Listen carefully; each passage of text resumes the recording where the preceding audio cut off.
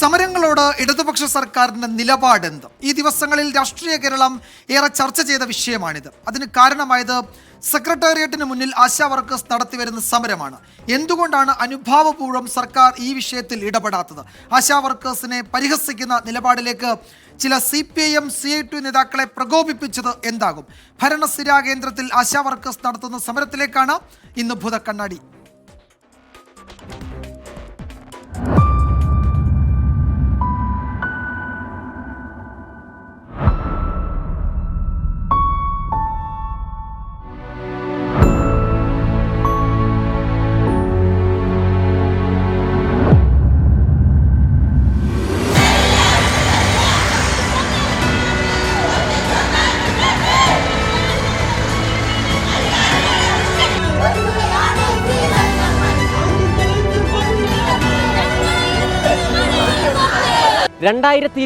ഫെബ്രുവരി 10 അന്ന് സെക്രട്ടേറിയറ്റിന് മുൻപിൽ ഒരു സമരം തുടങ്ങി.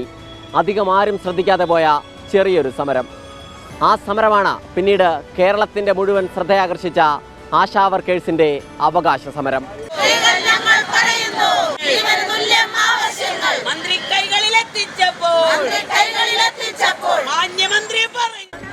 ആദ്യ ദിവസങ്ങളിൽ മാധ്യമങ്ങൾ പോലും പരിഗണിക്കാതിരുന്നൊരു സമരം. സമരാവശ്യങ്ങളുടെ ന്യായവും തളരാത്ത പോരാട്ടവീര്യവും ആ സമരത്തെ കേരളത്തിന്റെ ശ്രദ്ധയാകർഷിച്ചു. ആശാ വർക്കേഴ്സിന്റെ ഓണറേറിയം 7000 രൂപ. സമരം തുടങ്ങുമ്പോൾ 3 മാസമായി ആ തുക കുടിശ്ശികയായിരുന്നു. കുടിശ്ശിക തീർക്കണം എന്നതായിരുന്നു സമരാവശ്യങ്ങളിൽ ഒന്ന്. 7000 രൂപ ലഭിക്കാൻ 10 മാനദണ്ഡങ്ങൾ സർക്കാർ അടിച്ചേൽപ്പിച്ചിരുന്നു. അത് പിൻവലിക്കണമെന്നതായിരുന്നു മറ്റൊരു സമരാവശ്യം. 7000-ൽ നിന്ന് 21,000 ആക്കി ഓണറേറിയം വർദ്ധിപ്പിക്കണമെന്നത് മറ്റൊരാവശ്യം. വിരമിക്കൽ ആനുകൂല്യം നൽകുക, പെൻഷൻ അനുവദിക്കുക, അധിക ജോലിഭാരം ഒഴിവാക്കുക തുടങ്ങി പിന്നെയും ആവശ്യങ്ങളുണ്ടായിരുന്നു.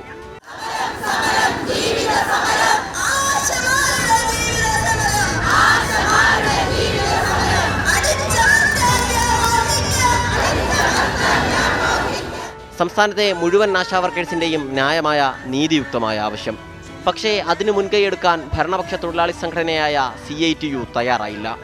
ആവശ്യമുന്നയിച്ച് സമരമിരിക്കാൻ പ്രതിപക്ഷ തൊഴിലാളി സംഘടനയായ INTUC-യും ഉണ്ടായില്ല.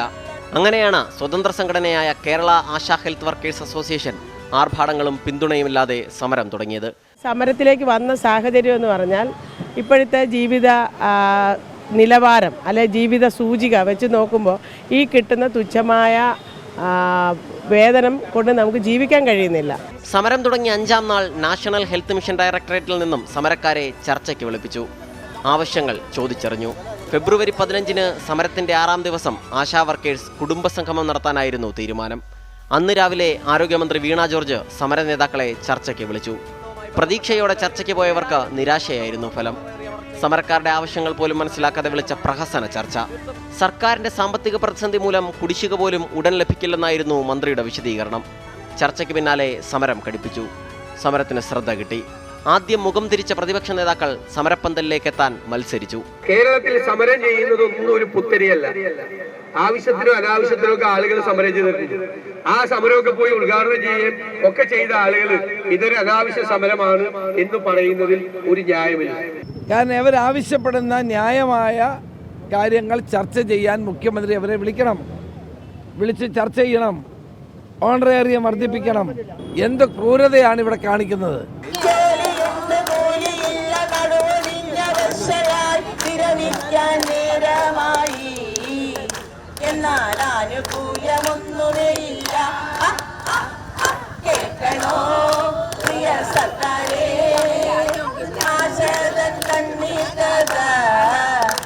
ഫെബ്രുവരി 20-ന് നടന്ന മഹാസംഗമത്തിലെ ആൾക്കൂട്ടം സർക്കാരിനെയും വിറപ്പിച്ചു.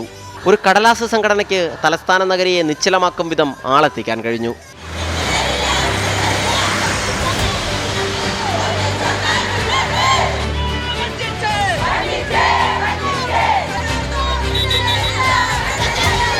പിന്നാലെ 3 മാസം കുടിശ്ശികയിൽ നിന്ന് 2 മാസത്തെ കുടിശ്ശികയുടെ തുക അനുവദിച്ചു.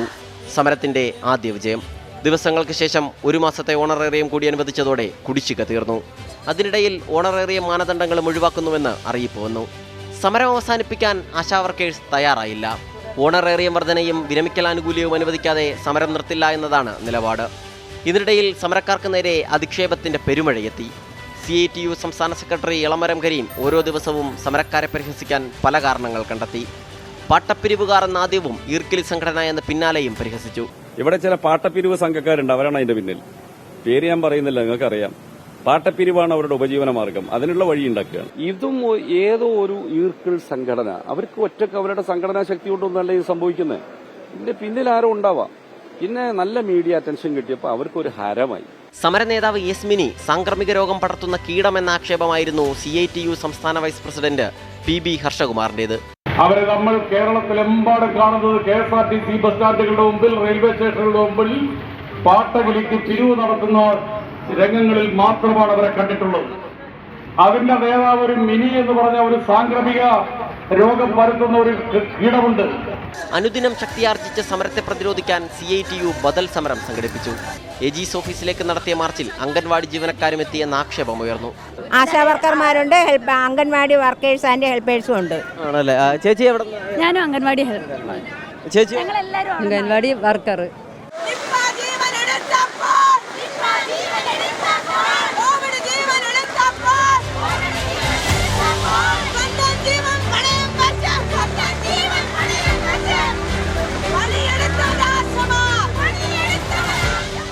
ഇതിനിടയിൽ ആശാവർക്കർമാരോട് അനുഭാവപൂർണമായ സമീപനമെന്ന് ആരോഗ്യമന്ത്രി അറിയിച്ചു. കേരളത്തിന് നൽകേണ്ടതായിട്ടുള്ള കേന്ദ്രം കമ്മിറ്റ് ചെയ്തിട്ടുള്ള തുക അത് നൽകണം എന്നുള്ളത് ആവശ്യപ്പെട്ടുകൊണ്ട് ഡൽഹിയിൽ സമരം ചെയ്യുന്നതിന് ഞാൻ അവരുടെ ആശമാർക്കൊപ്പം അവിടെ സമരം ചെയ്യാൻ തയ്യാറാണ്. ആശമാരെ സംബന്ധിച്ചിടത്തോളം സംസ്ഥാനത്തിന്റെ നിലപാട് എപ്പോഴും ആശമാർക്കൊപ്പമുള്ള നിലപാടാണ്. സാമ്പത്തിക പ്രതിസന്ധിയാണ് പ്രശ്നമെന്ന് ധനമന്ത്രി KN ബാലഗോപാലും പറഞ്ഞു. കേന്ദ്ര ഗവൺമെന്റിൽ നിന്ന് പണം കിട്ടാതിരുന്നിട്ടും നമ്മൾ അഡ്വാൻസ് ചെയ്ത് കൊടുക്കുന്നു, അതിന് ബുദ്ധിമുട്ട് വരുന്നില്ല. സമരം ചെയ്യുന്നവരുടെ കാര്യത്തിലൊന്നും നമുക്ക് വേറെ അഭിപ്രായ വ്യത്യാസം ഒന്നുമില്ല, അവരെ എന്തെങ്കിലും കുറ്റം പറയാനൊന്നുമില്ല. സമരത്തിനിടെ PSC ചെയർമാനും അംഗങ്ങൾക്കും ലക്ഷങ്ങൾ വർദ്ധിപ്പിച്ചു നൽകിയത് സാമ്പത്തിക പ്രതിസന്ധി എന്ന വാദത്തിന്റെ മുനയൊടിച്ചു. സമരക്കാർ മഴ നനയാതിരിക്കാൻ കെട്ടിയ ടാർപ്പാളിൻ അഴിച്ചുമാറ്റിയതും വിവാദമായി. എങ്ങനെ മനസ്സനുവദിച്ചു? നിങ്ങളൊന്നും മനുഷ്യരാണോ? പറയണ്ടേ? ഈ വെളുപ്പാൻ കാലത്തെ ഈ സമയത്ത് വന്നു വിളിച്ച് പറയുന്നത് ഈ ടാർപ്പ അഴിച്ചു മാറ്റാൻ എടുത്തുകൊണ്ട് ആശമാർക്ക് ഏറ്റവും അധികം ഓണറേറിയം നൽകുന്നത് കേരളമെന്നാണ് ഇതിനിടയിൽ സർക്കാർ അവകാശപ്പെടുന്നത്. എന്നാൽ സിക്കിമിൽ 10,000 രൂപയാണ് ഓണറേറിയമെന്ന് പാർലമെന്റിൽ നിന്നുള്ള കണക്കുകൾ വ്യക്തമാക്കുന്നു. ആന്ധ്രാപ്രദേശിൽ ഇൻസെന്റീവ് ഉൾപ്പെടെ 10,000 രൂപ എല്ലാ മാസവും ഉറപ്പുവരുത്തുന്ന ഉത്തരവും ഇതിനിടെ ഇറങ്ങി. ഇൻസെന്റീവ് ഉൾപ്പെടെ കേരളത്തിൽ 13,250 രൂപ ലഭിക്കുന്നുണ്ടെന്ന് സർക്കാർ അവകാശപ്പെടുന്നു. ആ കണക്കുകൾ ആശാവർക്കേഴ്സ് തള്ളുന്നു. ഞങ്ങളുടെ PHCയിൽ FHCയിൽ തന്നെ കണ്ണിന് ക്യാൻസറായ ഒരു കുട്ടി ഉണ്ടായിരുന്നു. കീമോ ചെയ്യാൻ പോകുന്ന സമയത്ത് പോലും അതിൻ്റെ ഓണററി അടിച്ചിട്ടില്ല. ഹസ്ബൻഡ് മരിച്ചൊരു കുട്ടിയുണ്ടായിരുന്നു, അതിനടിച്ചിട്ടില്ല, ഓണററി അടിച്ചിട്ടില്ല. യൂട്രിസ് റിമൂവ് ചെയ്ത 2 കുട്ടികളുണ്ടായിരുന്നു, അവർക്ക് ഓണററി അടിച്ചിട്ടില്ല. സിക്കിമും ആന്ധ്രാപ്രദേശും കഴിഞ്ഞാൽ ആശാവർക്കേഴ്സിന് ഏറ്റവും അധികം തുക നൽകുന്ന സംസ്ഥാനം കേരളമെന്നതിൽ തർക്കമില്ല. 6,750 രൂപ പ്രതിമാസം ഓണറേറിയം നൽകുന്ന തെലങ്കാനയാണ് തൊട്ടുപിന്നിൽ. 5 ലക്ഷം രൂപ പശ്ചിമ ബംഗാളിൽ വിരമിക്കൽ ആനുകൂല്യം നൽകുന്നുണ്ട്. കേരളത്തിൽ 1 രൂപയുമില്ല.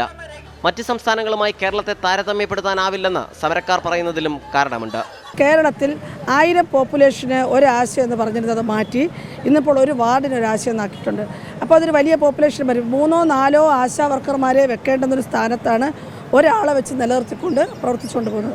അപ്പോൾ അത് വലിയൊരു ജോലി ഭാരമാണ് ഇരിക്കുന്നത്. ആശമാർക്ക് ആനുകൂല്യം നൽകുന്നതിന് 60% കേന്ദ്രം, 40% സംസ്ഥാനം എന്നതാണ് കണക്ക്. കേന്ദ്രവിഹിതം നാളുകളായി നൽകുന്നില്ല.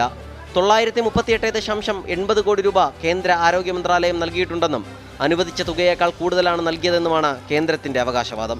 2023-24 സാമ്പത്തിക വർഷത്തിൽ 1 രൂപ പോലും കേന്ദ്രം നൽകിയിട്ടില്ലെന്ന് കണക്കുകൾ ഉദ്ധരിച്ച് സംസ്ഥാന ആരോഗ്യ വകുപ്പ് മറുപടി പറയുന്നു. 636.88 കോടി രൂപയാണ് സംസ്ഥാനത്തിന് കേന്ദ്രത്തിൽ നിന്ന് ലഭിക്കാനുള്ളത്.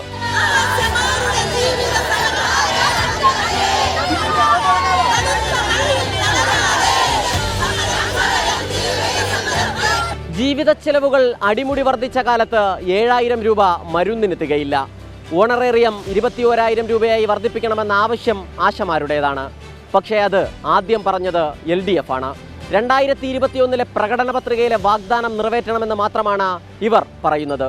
കോവിഡ് കാലത്തും നിപ്പ കാലത്തും ആരോഗ്യ കേരളത്തിന്റെ കൈത്താങ്ങായ ഈ മനുഷ്യരെ അവഗണിക്കുന്നതിനോളം നന്ദികേട് മറ്റെന്തുണ്ട്? ക്യാമറാമാൻ VS മനീഷിനൊപ്പം സലിം മാലിക്, 24 തിരുവനന്തപുരം.